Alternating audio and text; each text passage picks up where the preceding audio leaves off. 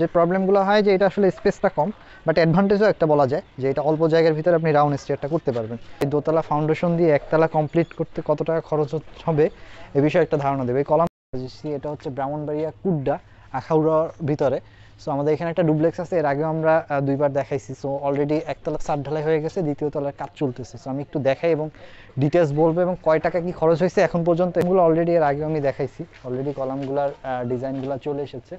So কলামগুলো আসলে আগেই করা হয়েছে, এটা একটা অ্যাডভান্টেজ ছিল ওনাদের একটা ফর্মা কিনে দেন হচ্ছে এটা করা হয়েছে। তো এটা হচ্ছে মূল এন্ট্রি, ছবিগুলো আমি অ্যাড করে দিব বিল্ডিংয়ের। মূলত এই হচ্ছে একটা বারান্দা এই সাইডে এবং ওই সাইডে আর একটা বারান্দা আছে, সামনে হচ্ছে এটা হচ্ছে পোচ ওনাদের, এটা হচ্ছে পোচের অংশ এবং দুই সাইডে দুইটা বারান্দা আছে।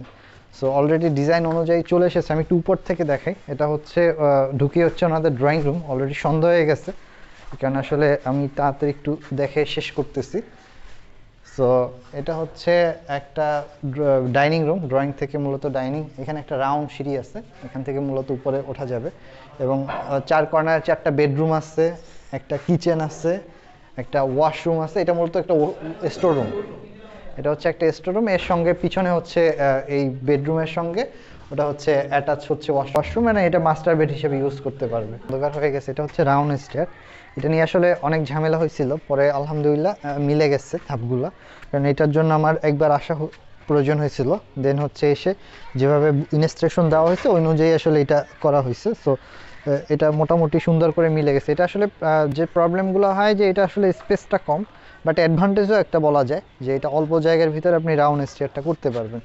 সো এটা হচ্ছে উপরের অংশ, ছাদের অংশ। ছাদে হচ্ছে আপাতত ওনারা যেটা করতে চাচ্ছে যে উপরে ছাদের সামনের যে ডিজাইনটা ওই ডিজাইনটা শুধু আনতে চাচ্ছে। সো ছবিগুলো আমি অ্যাড করে দিচ্ছি, এগুলো যেভাবে আছে ওইভাবেই হবে। ওই ডিজাইনগুলো মূলত এখানে অ্যাড করবে, মানে জাস্ট সামনেরটা করবে, সামনের অংশ করবে, পিছনেরটা ওপেন রাখবে। এই জন্য আসলে এইখানে ওয়ালগুলা তুলে ফেলতেছে এবং এই যে কলামের যে ডিজাইনগুলো আছে এই যে কলামগুলাই তৈরি করা হচ্ছে মূলত। এই যে দুইটা কলাম, এই দুইটা কলাম এবং হচ্ছে এখানে যে আমাদের যে পোচের যে ডিজাইনটা আছে এখানে যে স্লাব ওই ডিজাইনটা মূলত এই দুইটা কলামের উপর চলে আসবে। সো এইভাবেই আসলে পুরো সেটআপটা করা হচ্ছে। এবং হচ্ছে এই যে বারান্দা আছে, এখানে বারান্দার যে ডিজাইন, বারান্দার যে কলামগুলো আছে, আমাদের চারটা কলাম আছে ছোট ছোট, এই যে এইগুলোর জন্য মূলত এই জিনিসগুলো এখানে সেট আপ করছে। সো এই দুই সাইডে এসে সেমভাবেই করা হয়েছে। সো এখন পর্যন্ত যদি আমি বলি যে ওনাদের এই যে একতলা পুরোপুরি মোটামুটি কমপ্লিট, যে ওনার দোতলারও কাজ চলতেছে। সো এখন পর্যন্ত যদি বলি ওনাদের কয় টাকা খরচ হয়েছে, এই কত টাকা। তো ওনাদের এখন পর্যন্ত আসলে এই যে একতলা ছাদ ঢালাই কমপ্লিট, দোতলাও প্রায় হচ্ছে তৈরি হয়ে গেছে, কলাম টলাম উঠে গেছে। সো ওনাদের এখন পর্যন্ত 35 লক্ষ টাকার মতো খরচ হয়েছে। এখানে আসলে বলে রাখি এখানে কিছু এক্সট্রা খরচ হয়েছে, কারণ হচ্ছে ওনাদের এখানে ম্যাটেরিয়ালসগুলো ক্যারিং করে আনতে হচ্ছে, অনেকটা প্রবলেম হয়, কারণ অনেক দূর থেকে ক্যারিং করতে হয়, ক্যারিং খরচটা আসলে বেড়ে যায়। লেবার চার্জটা আসলে ওনাদের বেশি চলে আসছে। অন্য জায়গা যদি সুইটেবল লোকেশন হতো তাহলে এর থেকে হয়তো বা কিছুটা কম আসতো।